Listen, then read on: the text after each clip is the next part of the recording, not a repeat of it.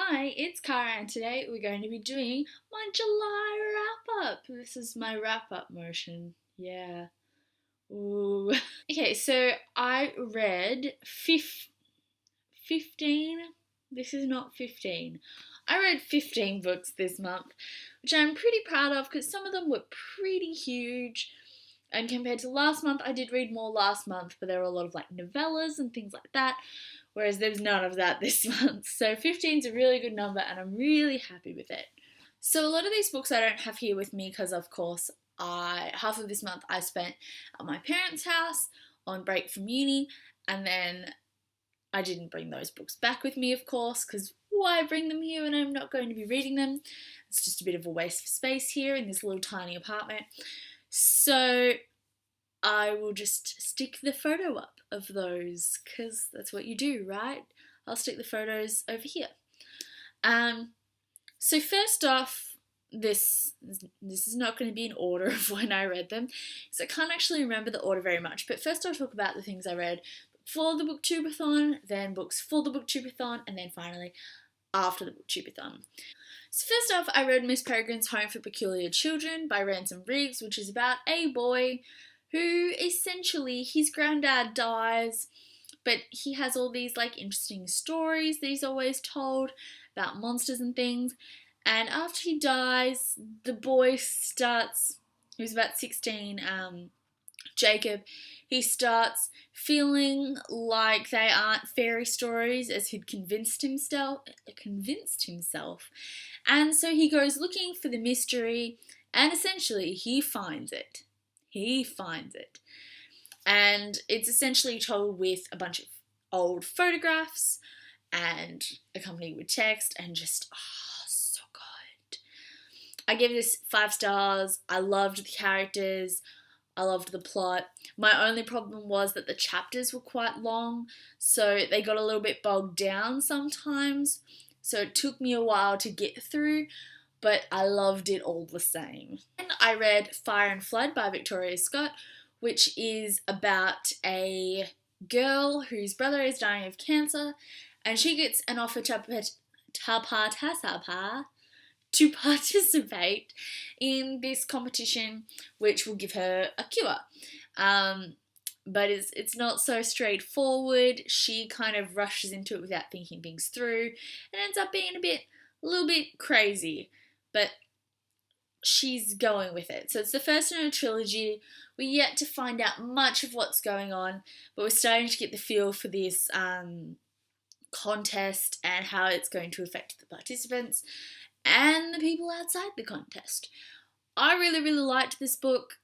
I found the main character, Teller, to be a little bit shallow, but it was very obvious that they were playing on that fact. It was part of the way she was meant to be shallow. She wasn't just shallow.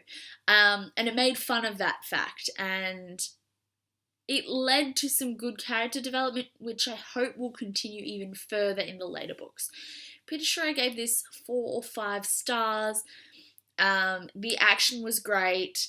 The characters were well written and believable, and it was so good. It was really, really good. Then I read The Silkworm by Robert Galbraith / J.K. Rowling, and I gave this 5 out of 5 stars. This is the sequel to The Cuckoo's Calling and essentially follows a private detective as he tries to solve some kind of high-profile-ish crimes, a crime in each book, I guess. This particular novel followed the death of a famous author, and they were trying to nut out who did it and why. And I just, J.K. Rowling writes the most detailed, complex plots that you don't understand how significant things are until you get to the end. Like, her foreshadowing is never obvious, unless it's intentionally obvious to, like, lead you in the wrong direction.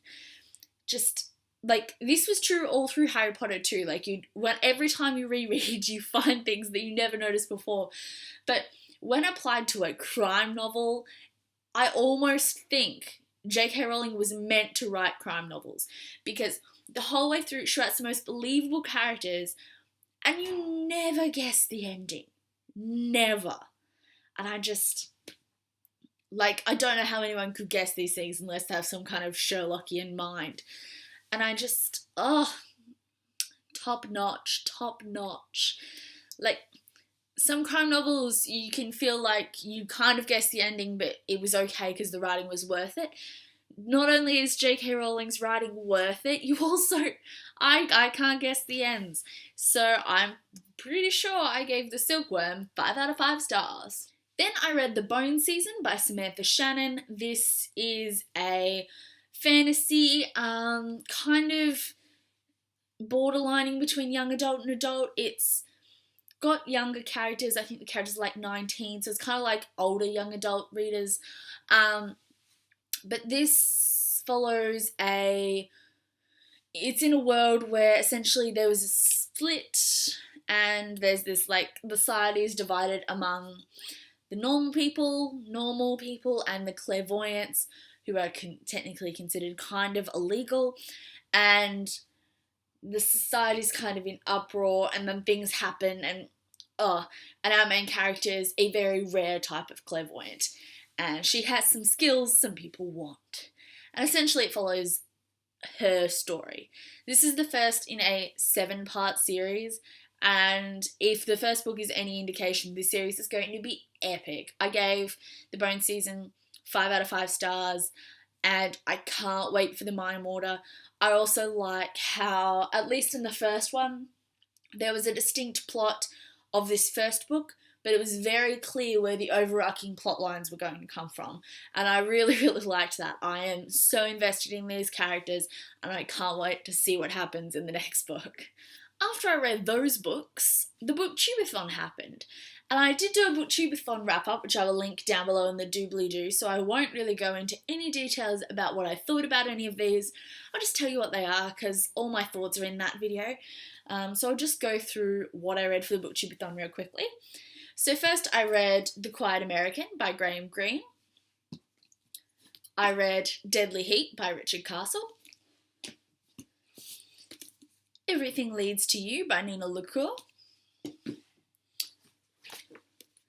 Amy and Matthew by Cami McGovern. And Reboot and Rebel by Amy Tintera. Then after the Booktubeathon was over, I had some arcs I needed to get to, as well as a couple more books that I used to finish off the month. That I read in the end of the month. So first off, I read Apple and Rain, which I received from NetGalley as an ebook, and this follows a girl whose mother left at a very young age, and then suddenly comes back when she's 13, and it's about learning about family and relationships and that kind of thing as a young teen. It reminded me a lot of Kathy Cassidy's writing, like, what's it called? Dizzy, Driftwood. There's some others that I really like. I actually like most of her earlier work. Her new stuff for younger readers I'm not as interested in, but her stuff for young teens was really well written, thought-provoking books, and Apple and Rain really reminded me of that. It was just great characters, a really quick read while still being thoughtful and not light at all, and kind of focused on some of the harder issues. Also, why do these things always seem to be set in England? Because, I mean, Kathy Cassidy's English, this book was set in England, and it just seems to happen a lot. I don't really see too much American literature of that same kind of subgenre, I guess. But I think I gave this 4 out of 5 stars, 4.5, that kind of area. I really enjoyed it. Then I read Floating Boy and the Girl Who Couldn't Fly by P.T. Jones. Yes. And this was a kind of ridiculous magical realism book, following a boy who just floats around and a girl who's like has no idea what's going on, but suddenly everyone in the town that is a child gets sick and then starts floating. it's like a disease that's kind of spreading. You get the flu and then you start floating, except the adults don't get the floaty bit. And it was really interesting, and I kept wanting to read more. Like, it was a very fascinating read, but I didn't feel horribly emotionally invested in any of the characters, and it just was lacking something for me. So I think I gave this 3.54 stars, but it was still a pretty good fun read. Then I read Doll Bones by Holly Black. This is a middle grade novel, along the lines of Spiderwick Chronicles, of course, following 3 friends who play games like dolls a lot. They're getting to that age where it's not considered socially acceptable, but they really love making these stories and creating these worlds for these dolls. It's kind of like a mature game of dolls, not just little kid games.